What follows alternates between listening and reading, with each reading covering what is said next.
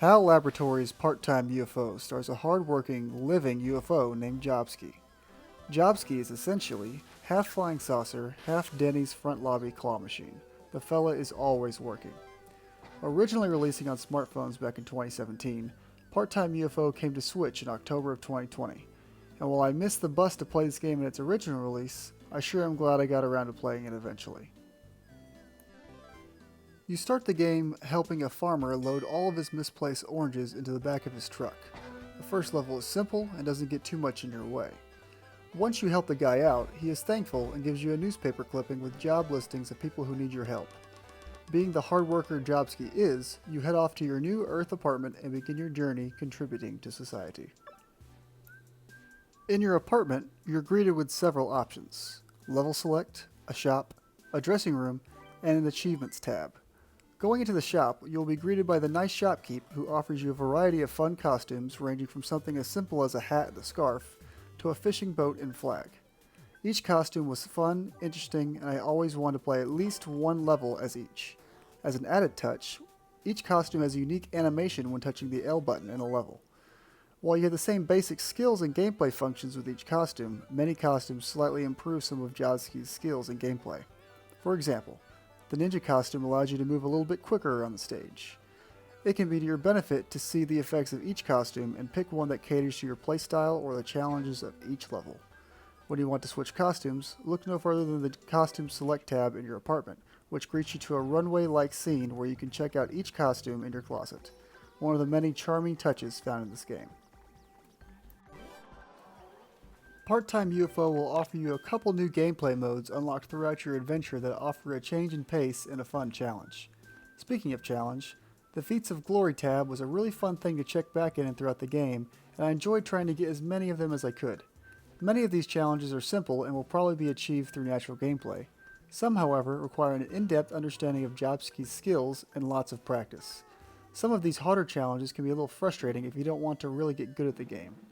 Nothing hurts more than thinking your strange balancing act will amount in a medal or achievement just to see it come falling down because you didn't perfectly balance something in the middle of your stack up. Most of the time, however, these frustrating failures were nothing but a small obstacle in my way, and I never felt too burned because at the end of the day, I was still having fun. The level variety in this game is respectable, but naturally many of the scenes are reused for later levels. These levels fall into themes, such as School 123, Museum 123, and so on. Each level in these sets offer different objectives, but still feel overall like their predecessors. A fun challenge in each level comes from the game's medal system. You need a certain amount of medals to progress to the next page in your jobs ad, and you have the chance to get 3 medals in each of these levels. These medals can be as simple as finishing the level in the allotted time, or slightly obtuse things like stacking a certain amount of objects in a certain order.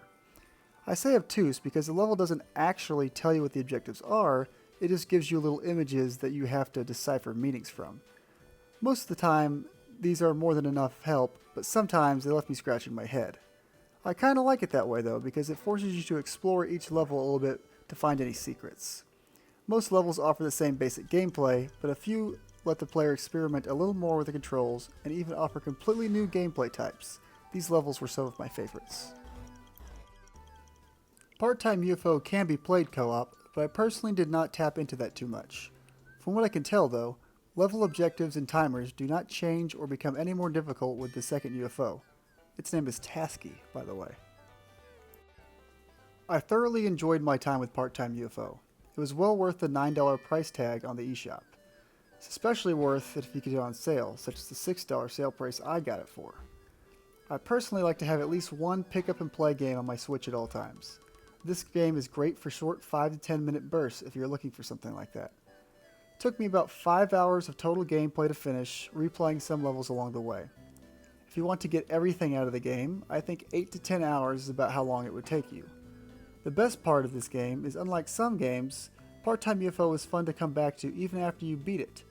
It's a very fun and satisfying game by the literal definition.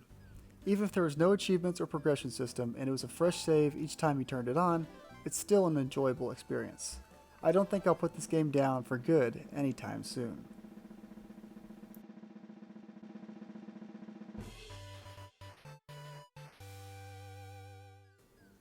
Thanks for watching.